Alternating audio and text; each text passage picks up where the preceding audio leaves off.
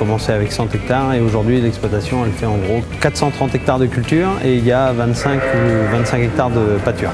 Il y a 3 ans, j'ai décidé de me diversifier en montant la bergerie et en faisant des moutons. Moi, le but du jeu, c'est surtout que ça colle par rapport aux travaux qu'il y a dans les champs. Donc quand je ne suis pas dans les champs, on peut se permettre d'être dans la bergerie, mais il faut pas. Moi, je me vois pas faire des agnolages au mois de juillet et août pendant qu'il y a la moisson à faire. C'est impossible. Plus de la télé au vin, source de revenus différente que celle des céréales habituelles. Ça, c'est un gros plus. La paille, ici, on l'a pour rien du tout, ou pour zéro, ou très peu. Moi qui suis producteur de betterave, je peux récupérer mes pulpes. Et puis l'orge, je fais de l'orge de brasserie, je peux récupérer l'orgette aussi. Tout ça, c'est des sous-produits qui ne sont pas forcément très bien valorisés quand on les revend directement. Donc la production ovine, ça permet de les rentabiliser beaucoup mieux. Et nous, on les a à des prix qui sont intéressant. Sur les 3 premières années, ce qu'on peut dire, c'est que il a fallu 2 bonnes années pour se faire la main. Les premières années, au niveau économique, c'était plutôt juste. L'année dernière, c'était déjà beaucoup mieux. Non, la rentabilité est là aujourd'hui, quoi. Ça ne demande qu'à continuer.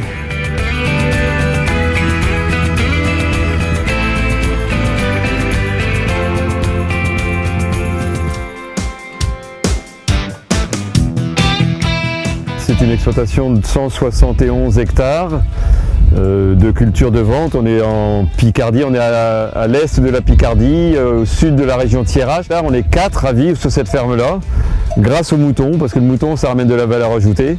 On va dire 35 hectares de prairies permanentes et 8 hectares de luzerne. Il y a un troupeau de 800 brebis de race romane, avec du 3 agnelages en 2 ans. 350 brebis vont pâturer et donc vont manger, pour presque rien.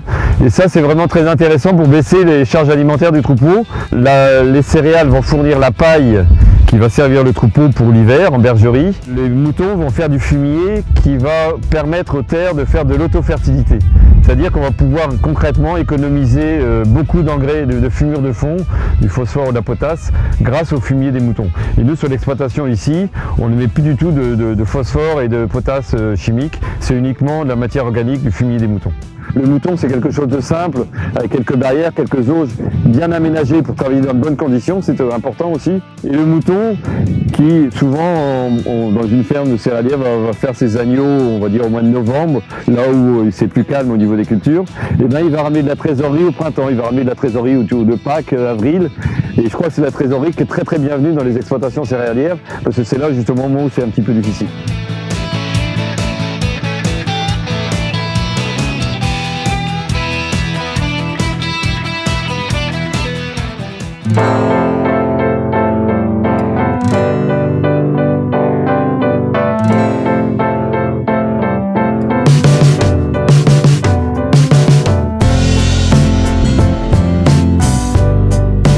Je suis fils d'agriculteur céréalier.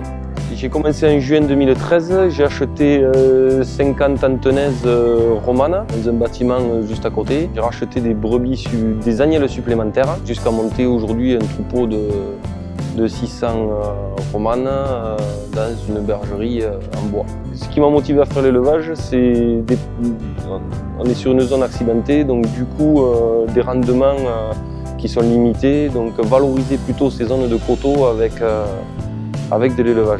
Je me suis plutôt dirigé sur l'ovin par rapport à la constitution du cheptel qui était beaucoup plus rapide en ovin, ainsi que le capital investi qui est beaucoup moins important et un retour sur investissement qui est plus rapide. Au niveau de la commercialisation, je travaille avec une coopérative, je suis en démarche qualité label rouge et derrière j'ai un suivi technique fourni aussi par les techniciens de la coop. J'ai choisi ce type de bergerie en visitant notre élevage aussi et pour l'organisation du travail, c'est pas parfait mais il me semble que j'ai essayé de me faciliter les choses au maximum. Par la mise en place des cornadis, des couloirs tout autour du bâtiment pour faire circuler les animaux et des aires de paillets qui sont assez larges aussi pour le confort des animaux. Le premier conseil qu'on peut donner, c'est d'aller visiter beaucoup d'autres bergeries. Pour bien travailler efficacement, avoir plaisir au boulot, il faut bien être bien installé, c'est important. Le deuxième conseil, c'est de ne pas vouloir aller trop vite non plus, je pense. La production ovine, c'est également un moyen en fait, de diversifier ses revenus sur les exploitations. Et c'est aussi un moyen d'ailleurs de créer de la valeur ajoutée sur les exploitations céréalières pures. Ça peut permettre une alternative à l'agrandissement. Dans nos régions où on a un foncier qui est quand même relativement lourd et coûteux, on peut permettre l'installation ou l'embauche d'un salarié, ou en tout cas conforter un salarié sur une exploitation grâce à un atelier au vin.